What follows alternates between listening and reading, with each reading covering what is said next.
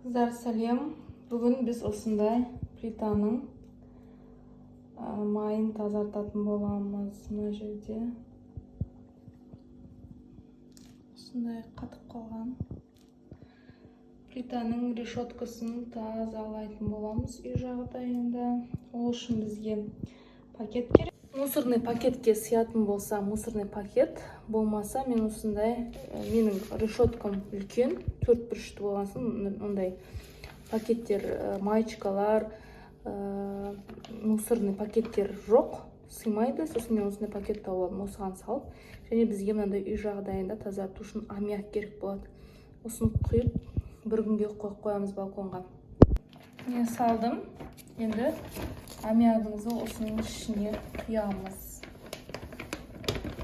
Иісі жаман. Бірден айтайын. Құйып жағып қоямыз. Так, бір күн тұрды балконда. Енді осыны бұлай қырамыз. Жақнат, маялары бәрі түсіп жатыр. Ана, вспышкасы мұршы.